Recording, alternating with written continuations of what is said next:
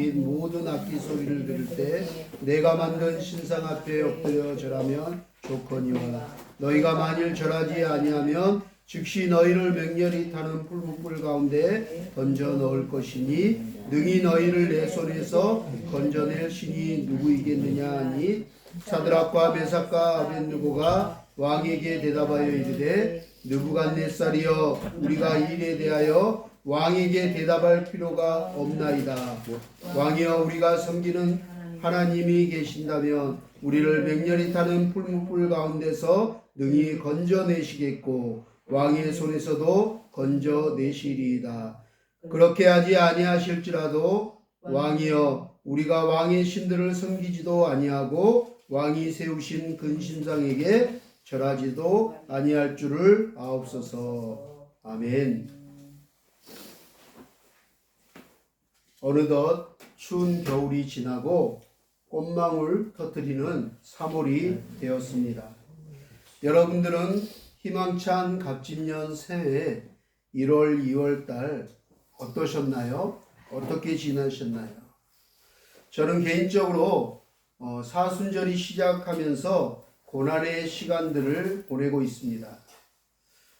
고향에 계시는 아버지께서 쓰러지시고 수술하시고 파킨슨병과 치매를 앓고 계시는 어머니마저 수술하시고 저희 집에 모시고 왔는데 파킨슨병과 치매를 앓고 계시는 어머니를 돌보는 것이 얼마나 힘들고 어려운 일인지 아내와 저마저 2번이나 응급실에 실려가고 입원까지 하게 되면서 또 늦둥이 딸이 감기가 심하게 걸려서 독감이 걸려서 또 너무나 환자들이 많았어요. 여러 가지 많은 너무나 힘든 1월, 2월을 보낸 것 같습니다. 너무나 힘든 고통과 고난의 시간들을 지금도 보내고 있습니다. 그런 힘든 시간들 속에서도 제가 감사할 수 있는 것은, 제가 승리할 수 있는 것은 바로 하나님을 믿기 때문입니다. 그리고 그 승리할 수 있는 힘이 바로 기도와 말씀인 것 같습니다. 제가 기도와 말씀이라는 무기가 없었으면 아마 정말 이렇게 잘 버티거나 하지 못했을 것 같아요. 지난주에도 여러분들과 함께 나누었던 이 다니엘과 세 친구들처럼 어떤 환경 속에서도 극한 상황 속에서도 죽음 앞에서도 사자굴 앞에서도 풀무불 앞에서도 그 어떠한 고난과 죽음의 풀무불 앞에서도 하나님만을 섬기겠노라고 나는 하나님을 경외한다는 그 마음으로 승리하기를 원합니다. 그렇게 이 다니엘과 세 친구는 하나님을 섬기고 경외하는 그 마음으로 승리하였습니다. 그리고 하나님의 영광을 만천하의 역사에 드러낸 이야기가 오늘 우리에게 소개되고 있습니다.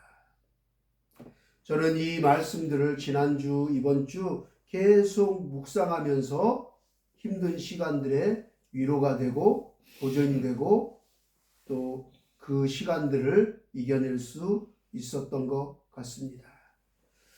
야, 이들은 이 풀무불 사자굴 앞에서 정말 앞이 컴컴한 그 극한의 상황 속에서도 이렇게 담대하고 이 절개와 충성을 다하고 정말 이 신실한 변함없는 그 요동하지 않는 믿음이 정말 저에게 기도 제목이 되었습니다.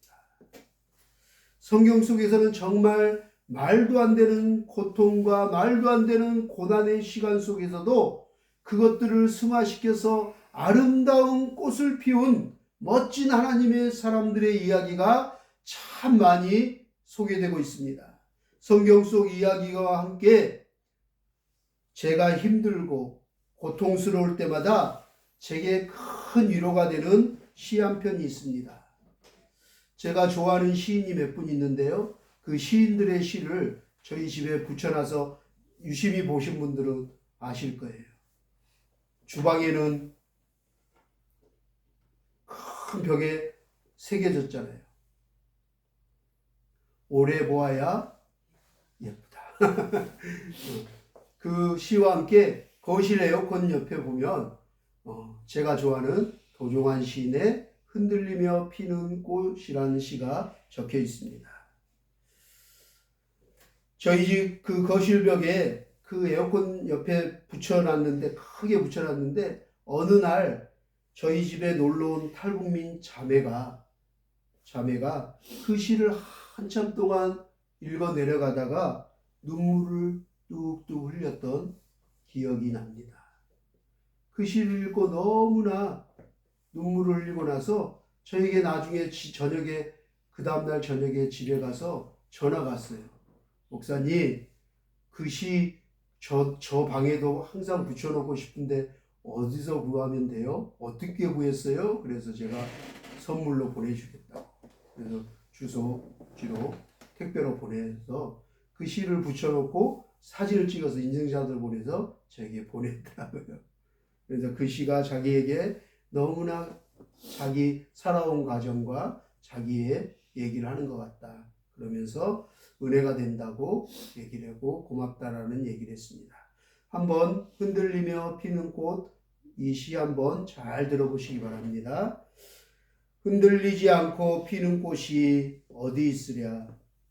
이 세상 그 어떤 아름다운 꽃들도 다 흔들리면서 피었나니, 흔들리면서 줄기를 곧게 세웠나니, 흔들리지 않고 가는 사랑이 어디 있으랴.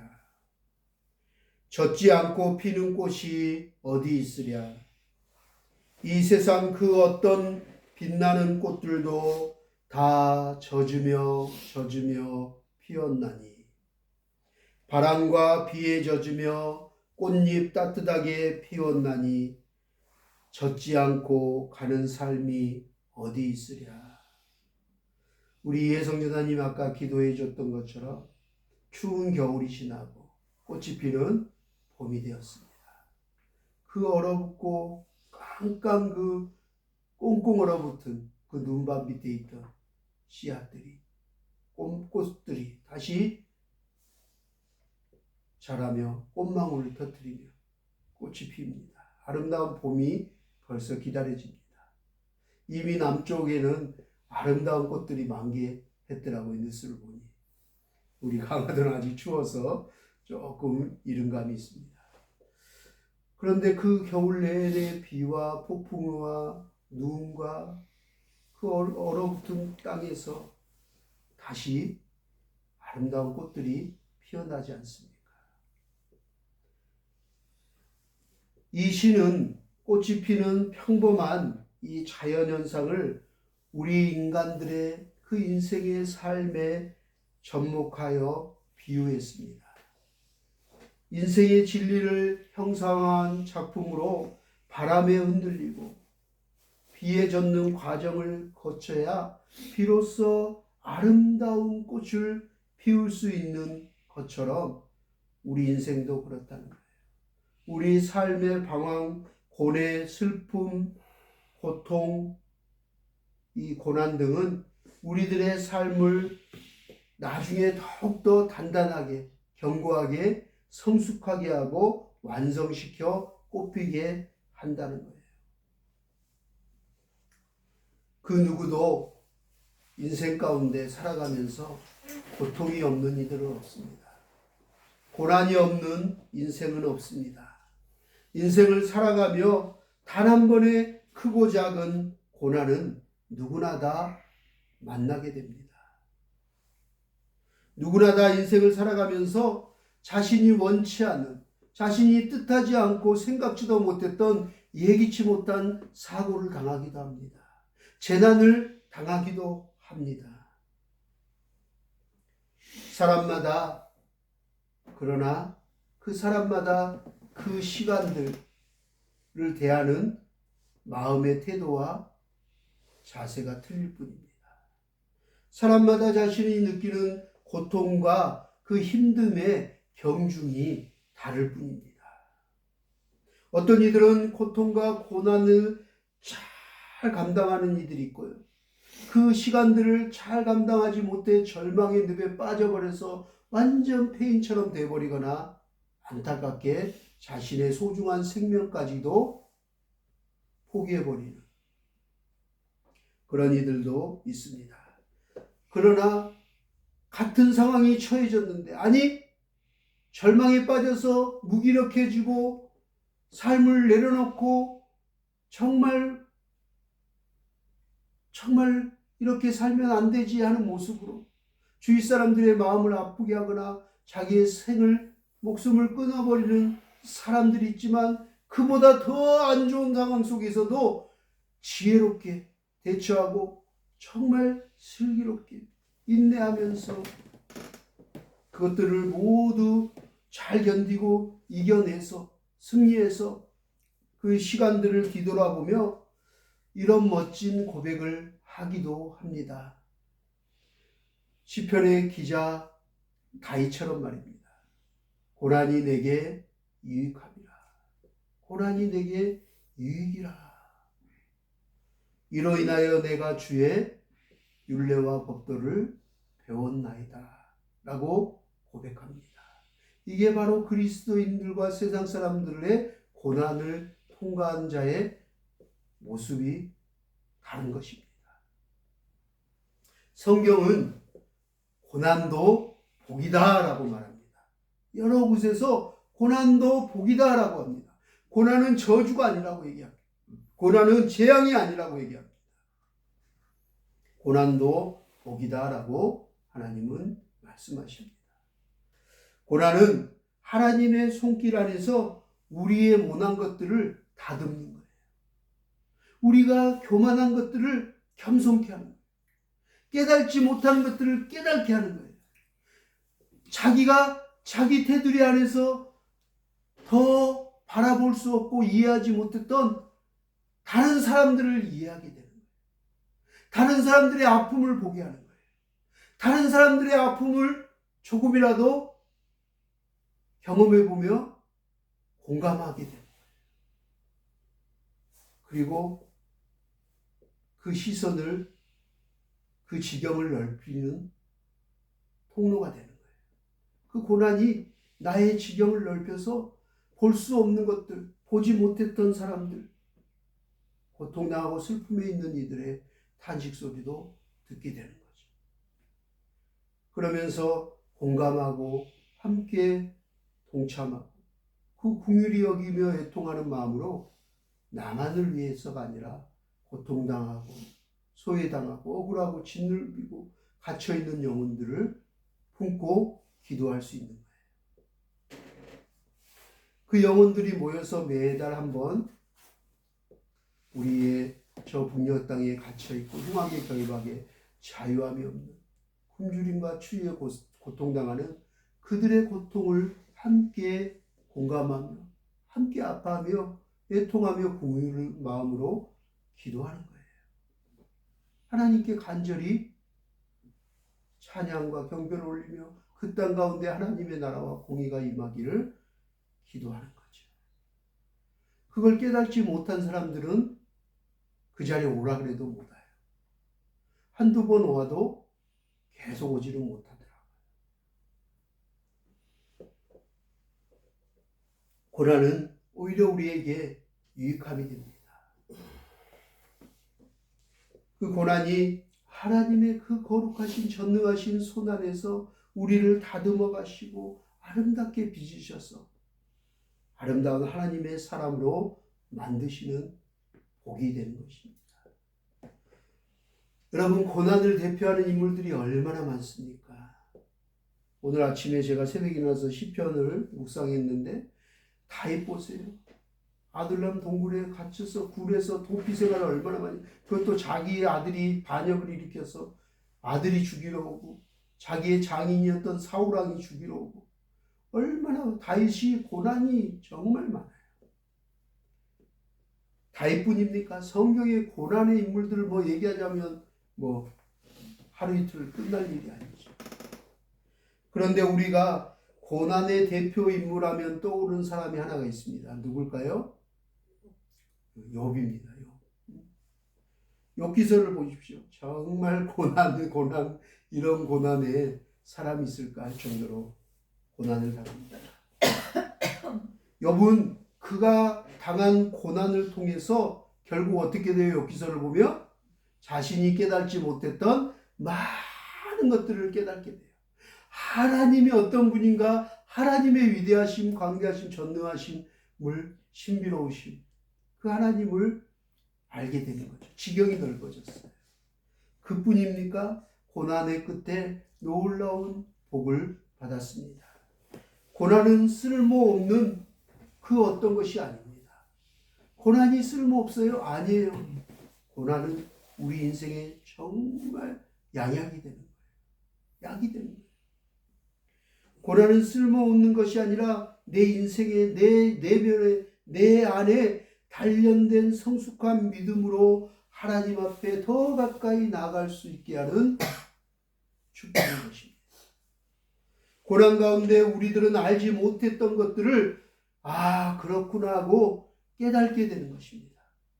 여러분, 평탄한 인생들은 생각하는 폭이 짧아요. 그리고 공감하는 공감대가 약해요. 그래서 머리로 막 지식인으로 엘리트로 자란 사람이 정치인을 하면요, 서민들의 약자의 억울한 사람들의 고통을 지식으로 알아요. 책으로는 봤으니까. 마음으로 느껴지지를 못해요. 공감을 못해요. 그게 어떤 건지, 뭐지? 실제로 안 잡히는 거죠. 그런 사람들이 서민들의, 약자들의 억울한 사람들을 대변하고 그들을 위해서 막 일한다고 해봤자 이들에게는 별로 피부로 느껴지지 않는 거예요. 정치인과 내 삶이 내가 찍어졌는데 저 사람은 나에게 별로 득이 안 되는 것 같아요. 그냥 뭐 다른 세계에서 그냥 사는 것 같고 그냥 메아리 치는 것 같죠. 말은 막 그럴싸하게 하고 막 정책은 그러는데 나는 피부로 못 느끼는 거죠. 마음으로 느껴지지 않고 내 삶은 아직 어려운데 막 이렇게 되는 거죠. 고난 가운데 우리가 알지 못했던 것들을, 많은 인생의 보화들을 건지게 되는 거예요. 많은 것들을 깨닫게 되고 그 안에서 우리는 더욱더 넓은 폭을 지니고 넓은 바다로 나아가게 되고 더 값진 인생으로 가꾸어 나갈 수 있게 되는 것입니다. 성경을 읽다 보면 참으로 고통과 고난의 시간들을 보내었지만 믿음으로 승리하여서 정말 성숙하여서 하나님의 영광을 세상에 널리 알린 하나님의 멋진 사람들의 이야기를 만날 때가 참으로 많습니다. 그중 지난주에 이어서 오늘 우리가 함께 읽고 나누고 있는 이 다니엘의 세 친구인 사드락과 메삭과 아벳느고의 이야기를 통해서 우리는 지난주 3.1절을 맞아서 이들은 왕 앞에, 우상 앞에 절하지 않고 사자굴에, 불못불에 던져지면서 왕이 살려주겠다라고 했더니 왕에게 그 말에 대꾸할 가치도 없습니다. 어찌 왕에게 그렇게 얘기할 수 있을까요? 그러면서 사자굴에, 불못불에 던져지잖아요. 그런데 우리는 지난 역사에 신사참배를 했어요. 목회자들까지, 그리스도인들까지 다. 그리고 김일성이 우상 앞에 다 참배를 합니다. 일제 일본의 황제에게, 우상인 김일성 부자에게. 그렇지만 이 역사를 되돌아보면서 사드락과 메삭과 아벳느고 또 다니엘이 우리 그리스도인들에게, 오늘날 우리에게 보여주는 그 신앙의 절개와 충성은 우리 조국교회와 성도들이 잊지 않고 가슴에 새겨야 할 것입니다. 우리에게 앞으로 이런 날이 올지 모릅니다. 마지막 사단이 666, 요한계시록 666의 그 표를 받으라 하면 어떻게 될지 모릅니다. 우리는 그래서 정신을 차리고 깨어 있어야 합니다. 그 위대한 정신과 충성의 절개를 지키면서 우리가 또한 부끄러웠던 역사를 우리가 회개해야 할 것입니다. 다니엘과 그의 세 친구들이 보여준 이 신앙의 절개와 충성은 오늘날 우리 그리스도인들에게 너무나 큰 교훈과 경종을 울리는 듯합니다.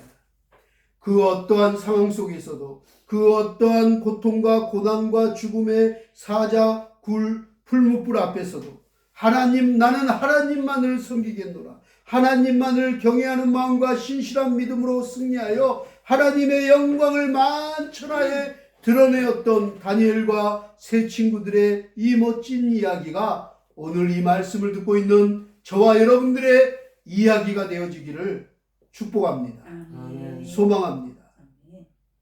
저는 오늘 말씀 중에서 가장 저의 마음속 깊이 새겨지며 도전되는 은혜의 말씀 구절이 있습니다.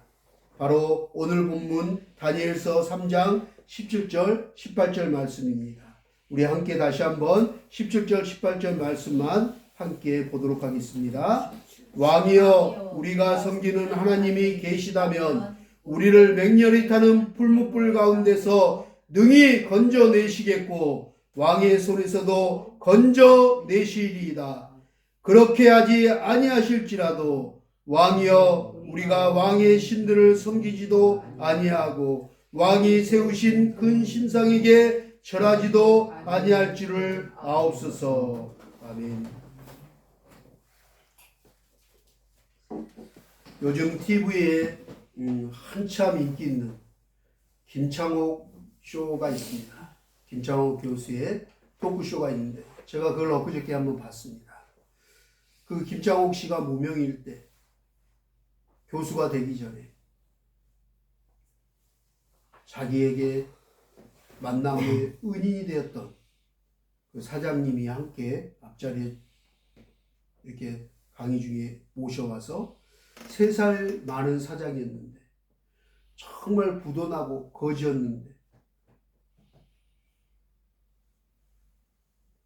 강연을 부탁해서 갔더니 회사는 망할 상황이었어요. 망한 거 이미.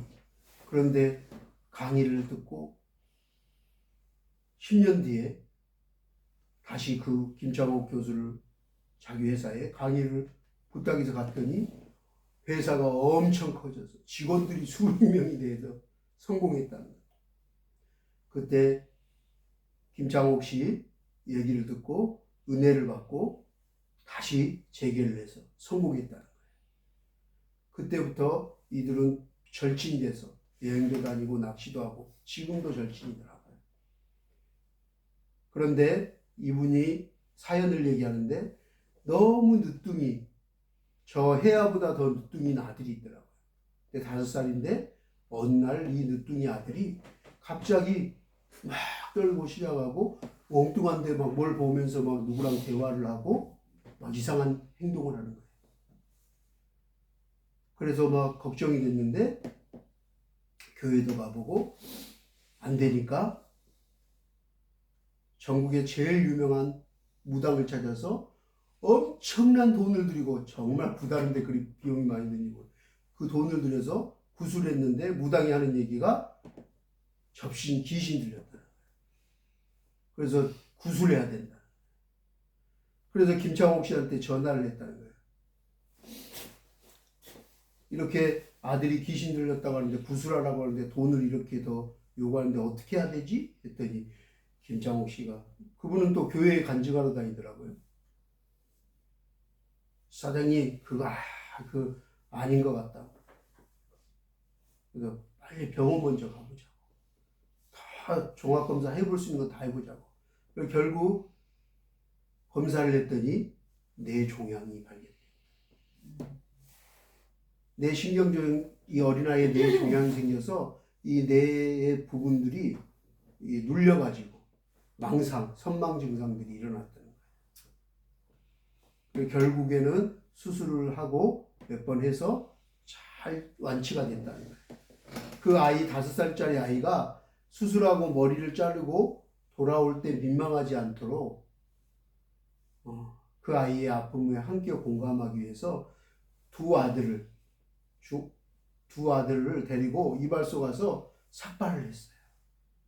근데 첫째는 사춘기라서 죽어도 안 한다고. 그래서 나는 왜 해야 되냐고 내가 막 그랬는데 동생이 아파서 이렇게 머리 잘라오는데 우리도 이렇게 하자. 그러면 동생이 민망하지 않을 거야 하면서 그 대표가 머리를 잘라서 그날 양복을 입고 왔는데 진짜 조폭인 줄 알았어요. 그쪽 계열의 대표인 줄 알았어요. 방청객들이. 그 사연을 얘기하기 전까지. 그러면서 얘기를 들으면서 사람들이 급하면 하나님도 찾고 무당도 찾고 절에도 가고 어디도 가고 이렇게 되는 거죠. 대부분의 사람들이 이래요. 믿는다고 하는 사람들도 급한 상황이 되거나 내 자녀에게 무슨 일이 생기거나 이 생사의 기로 세면 지푸라기도 잡는 심장으로 하나님도 찾았다가 부처도 찾았다가 막 온갖 잡신들을 다 찾더라고요. 그런데 오늘날 우리 그리스도인들은 신사참배와 한국전쟁의 그 우상 앞에 우리가 절했던 그 부끄러운 역사를 가진 우리 대한민국, 우리 조국교회 성도들은 하나님만을 섬기기를 소망합니다. 정말 하나님만을 우리의 구주로, 우리 아버지로 고백하며 그 신앙을 최우승리하는 그날까지 경계하지 아니하고 그 신앙의 절개와 충성을 다하는 저와 여러분 되기를 주님의 이름으로 축원합니다. 아멘. 할렐루야. 아멘. 저는 이 13장 다니엘서 3장 18절 3장 17절 18절 말씀을 묵상하면서 이 고백이 나의 고백이 되기를 소망하면서 계속 믿음으로 선포했어요. 하나님이 내가 섬기는 하나님이 계신다면 우리를 맹렬히 타는 풀무불에서 능히 건져내시리라. 능히 건져내시리라. 여러분, 우리가 믿는 하나님이 살아계심을 믿는다면 그 어떠한 풀무불과 같은 그 죽음의 그 뜨거움의 공포 속에서도 두려움과 그 현실 속에서 능히 건져내실 거라고 믿으시기 바랍니다. 아멘. 선포하시길 바랍니다. 아멘. 할렐루야. 아멘. 전 계속 선포해요. 요즘. 하나님, 지금 제가 힘들고 고통스럽습니다.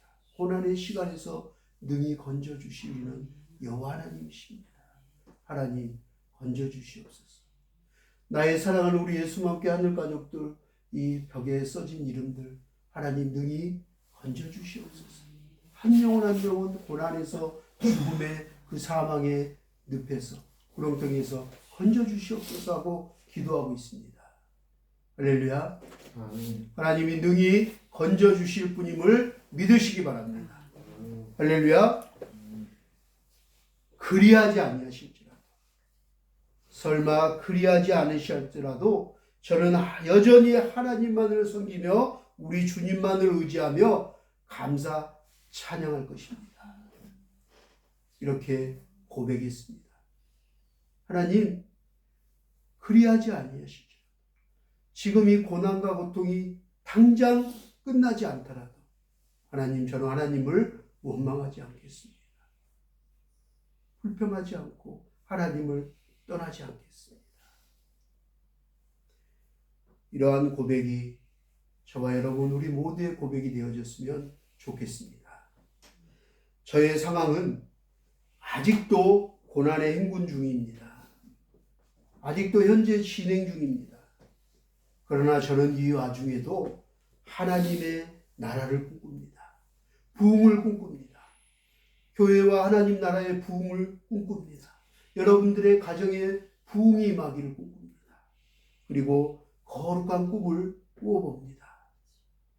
전 매일 하나님 말씀 묵상하고 방에서 기도하거나 이곳에 와서 어디에 산을 걷든 길을 걷든 어디에 있든 하나님, 저 지금 힘듭니다.